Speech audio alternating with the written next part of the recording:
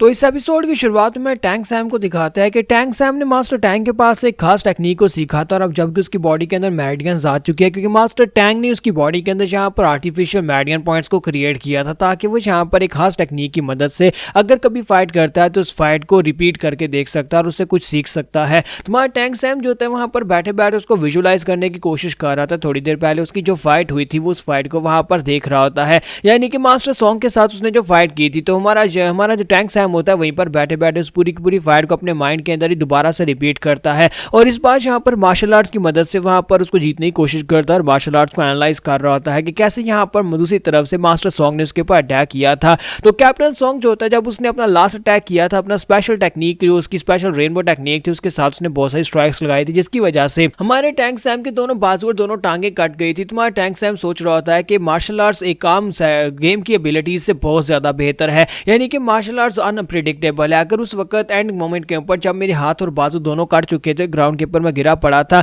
अगर इन्वेंट्री से तलवार निकालकर मैं उसके ऊपर समय रहते हुए सरप्राइज अटैक नहीं कर पाता तो मास्टर सॉन्ग ने मुझे मार दिया होता और अभी तक मैं मर चुका होता। लेकिन मुझे लगता है कि यहाँ पर सिस्टम की एबिलिटीज के ऊपर भरोसा करने की बजाय मुझे भी यहाँ पर मार्शल आर्ट सीखनी चाहिए। तो इसी के साथ ही वो यहाँ पर अपनी इस टेक्निक के अंदर से बाहर निकलता और कहता है कि मुझे लगता है कि ये टेक्निक भी बहुत ज्यादा कमाल की है। मास्टर टैंक ने मुझे आर्टिफिशियल मेरिडियन पॉइंट्स बनाकर दिए हैं जिनकी मदद से मैं यहाँ पर अपनी फाइटिंग्स को रिपीट करके उनसे कुछ सीख सकता हूँ और मुझे लगता है कि बहुत ही जल्दी मैं खुद भी यहाँ पर एक मार्शल मास्टर बन जाऊंगा। अगर इसी तरह मैं यहाँ पर ट्रेनिंग करता रहा, इसी तरह मैं मार्शल आर्ट्स को देखता रहा तो मुझे लगता है कि एक ना एक दिन मैं भी यहाँ पर एक स्ट्रॉन्ग मार्शल मास्टर बन सकता हूँ और मैं भी मार्शल आर्ट्स को सीख सकता हूँ। इसी के साथ उसके पास विंडो ओपन होती है और उसे वहां पर बधाई दी जाती है और उसे कहा जाता है कि तुम इस वक्त लेवल 13 तक पहुंच चुके हो जिसकी वजह से तुम्हें यहाँ पर फर्स्ट क्लास एडवांसमेंट मिशन मिल चुका है, एक नया मिशन अनलॉक हो चुका है। तो वो मिशन ये होता है कि उसे पूरे 100 लोगों को मारना है। अगर वो 100 लोगों को मारता है जो कि लेवल 10 या फिर उससे ज्यादा हायर के हैं तो फिर उसे यहाँ पर एक नया रिवॉर्ड मिलेगा। तो उसकी क्लास हायर हो जाएगी, यानी कि उसकी क्लास एडवांस हो जाएगी और हो सकता है कि उसकी क्लास में अब यहाँ पर कोई और यानी कि असैसिन या फिर इस तरह की कोई टाइप हो सकती है।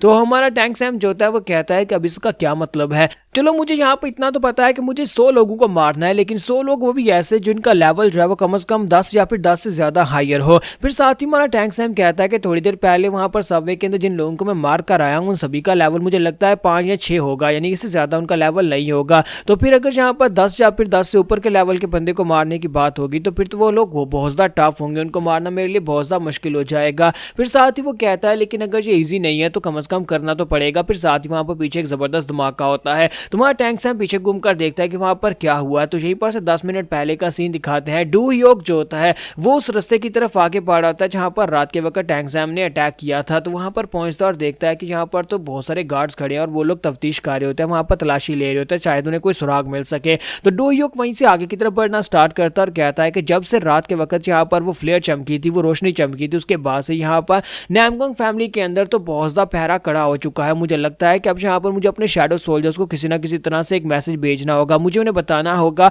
कि फिलहाल के लिए अटैक करने के लिए वो ना आए क्योंकि यहाँ पर नामगोंग फैमिली पूरी तरह से हाई अलर्ट में है। तो जैसे वो आज सोचते हुए आगे की तरफ बढ़ रहा होता है, साइड के ऊपर से मास्टर इन निकल कर आते हैं और उसे कहते हैं कि यंग मास्टर तुम कहां पर जा रहे हो। तो यंग मास्टर जो होता है उसकी तरफ देखता और कहता है कि बाउंडेड स्वर्ड स्क्वाड का लीडर यहाँ पर क्या कर रहा है वो भी इस वक्त और मुझे क्यों बुला रहा है। तो इसी के साथ ही वो अपनी नेचुरल एक्टिंग में आ जाता है और उसे कहता है कि मैंने सुना कि रात के वक्त यहाँ पर काफी सारी लाइट चमकी थी, मैं उसी लाइट को इन्वेस्टिगेट करके आ रहा हूँ, तो मैं वही देखने के लिए यहाँ पर निकला था। तो मास्टर उनसे कहते हैं तो क्या तुमने वहां पर जाकर क्या देखा, क्या तुम्हें पता चला क्या वो किसी इंट्रूडर का सिग्नल था या फिर वो वैसे यहाँ पर कोई शॉर्ट सर्किट की वजह से लाइट चमकी थी। मास्टर इन जैसी वहां पर उसे इतनी बात करता है, इसी के साथ डू योग जो होता है उसके साथियों की तरफ देखता है कि उसके साथ उसके जो सोल्जर्स होते हैं उन सभी लोगों ने अपनी अपनी तलवारों के ऊपर हाथ रखा होता है। उसे समझ आ जाता है कि इसको इसके ऊपर शक हो चुका है। तो डू योग कहता है कि अब जबकि इस कमीने को मेरे ऊपर शक हो चुका है तो मुझे नहीं लगता कि यहाँ पर इसके हाथों से बचा जा सकता है। तो मास्टर इन उसे कहते हैं कि तुम्हें मेरे साथ चलना होगा, तुम यहाँ पर से मेरे साथ इंपीरियल किंग हाल में चलोगे और मुझे नहीं लगता कि तुम्हारे पास यहाँ पर ना करने के लिए कोई वजह होगी। और इसी के साथ ही वहां से पीछे मुड़ जाता है और कहता है कि अब चुपचाप मेरे साथ आ जाओ। जैसे वो आगे की तरफ चलता है, इसी के साथ ही डू योग जो होता है वहीं पर रुककर हंसना शुरू कर देता है। तो वो उसे कहता है अब इस बात का क्या मतलब है, जबकि डू योग कहता है कि मैं तो कब से यहाँ पर इस वेसल को छोड़ना चाहता था,